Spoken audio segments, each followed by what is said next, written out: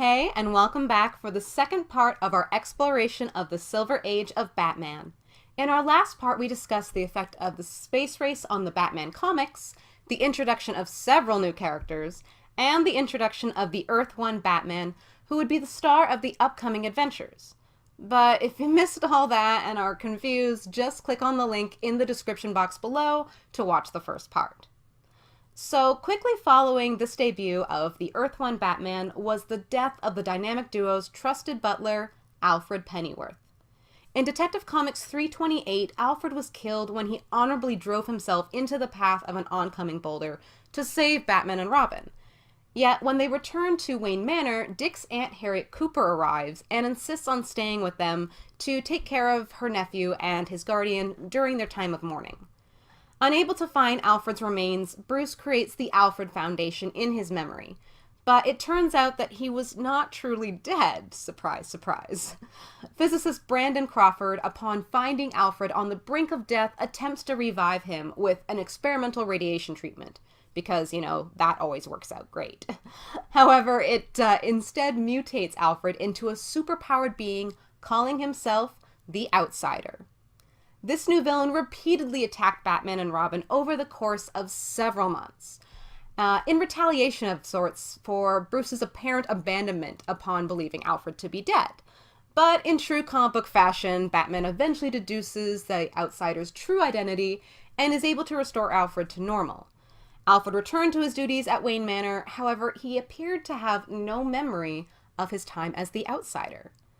Meanwhile, in Justice League of America 29, Crisis on Earth 3, we were able to once again see the inhabitants of a new parallel Earth. However, in place of the righteous members of the Justice League of America is the supervillain group known as the Crime Syndicate, which included Batman's own criminal replacement, Owlman. Now, while all this was going down, another shakeup was happening as the anthology title, The Brave and the Bold, evolved into a Batman team-up comic. Starting with issue 59, the subsequent issues all featured the Dark Knight, joining forces with a different hero each week. This new format was a hit with the readers, obviously, and ran from 1965 to 1983, proving just how popular Batman is. Moving into the second half of the 1960s, Batman got his first crack at a television series in the 1966 show Batman, starring Adam West and Burt Ward as Batman and Robin respectively.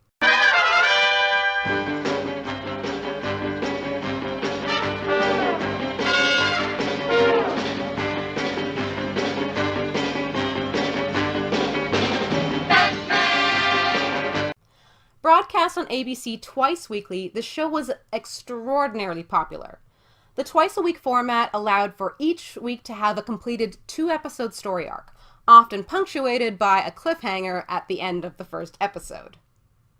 An instant hit with the TV viewers, the show also prompted Batman's return to newspaper comics, with the comic strip series Batman with Robin the Boy Wonder, which ran from 1966 to 1974. Now, as many of you already know, the style of the show was fairly campy, using colorful animations for the catchy opening theme song, as well as odd exclamation panels to mask people, getting punched or actually hurt, with words like pow, zowie, and my personal favorite, biff. Like, seriously, what does that even mean? Interestingly enough, many of the first season episodes were actual adaptations of various Batman comic stories with familiar villains. Yet the show was also a breeding ground for original villain characters such as King Tut and Vincent Price's exquisite Egghead. Is this the end of the book, Eggy Poo? The end. Period. I guess I laid an egg. Yet while the show writers were trying their hands at creating new villains, the writers of the comics were hardly idle. During the same year, in Batman issue 181, the popular femme fatale Poison Ivy was added to the growing list of Batman villains.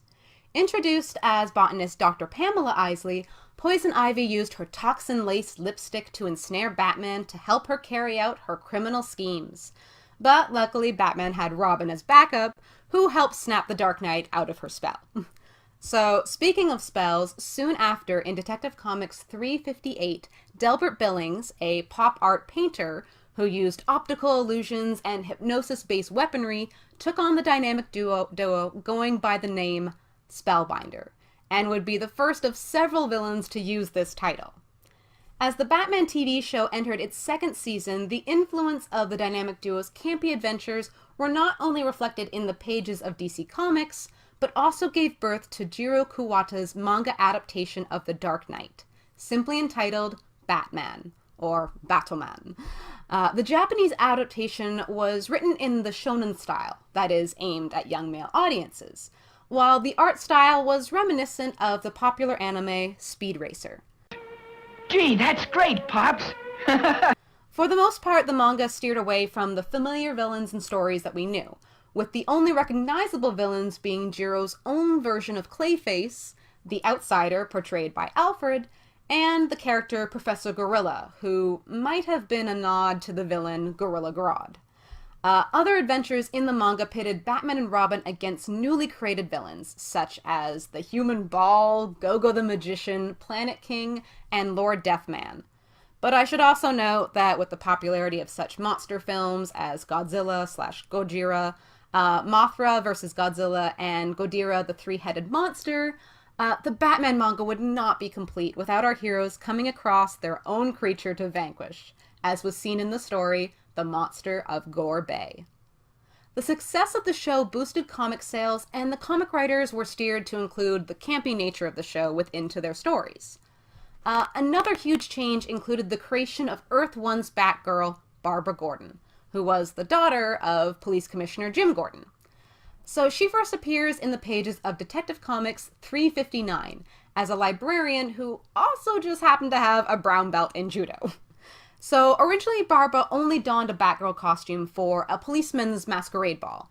However, when she stumbled upon an attempt on the life of millionaire Bruce Wayne by Killer Moth, Barbara sprang into action and fended off the attackers.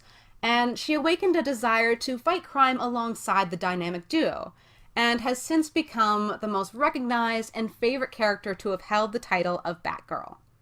So 9 months later, in the third season of the Batman TV series, Barbara, played by Yvonne Craig, would make her own television premiere, joining the cast of the popular show.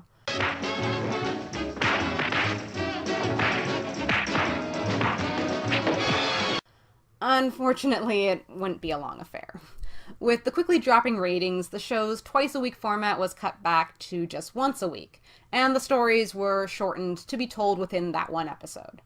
It seems that the campiness of the show had grown a little thin, and with the waning public interest, it was canceled in 1968.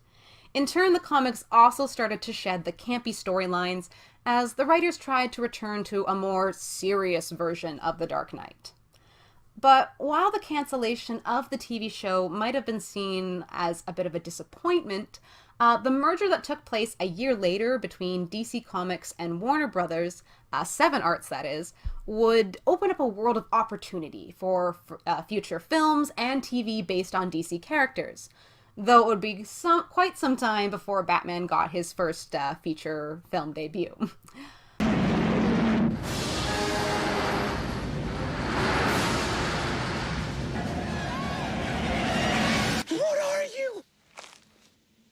I'm Batman. Wait till they get a load of me.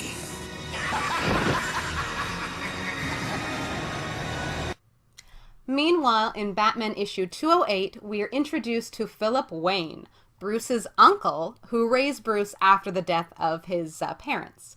However, by the time that the modern age of comics came around, Batman's backstory was completely retconned, erasing Philip, and filling his role as Bruce's guardian with butler Alfred Pennyworth. In the same year, in the story One Bullet Too Many, Dick Grayson leaves the Batcave to attend Hudson University, which was part of DC Comics' effort to revise the Batman comics. So Bruce and Alfred in turn seal off the Batcave and move from Wayne Manor to a penthouse apartment atop the Wayne Foundation building in downtown Gotham City. There, Bruce replaces his Playboy image with that of a philanthropic benefactor, founding the VIP Foundation to help victims of crime. He continues in his pursuit of justice as the Batman, though now he operates in the heart of the city to be closer to Gotham's criminal element. However, these would just be the beginning of the changes made to the upcoming Batman stories, as we move into the Bronze Age of comics.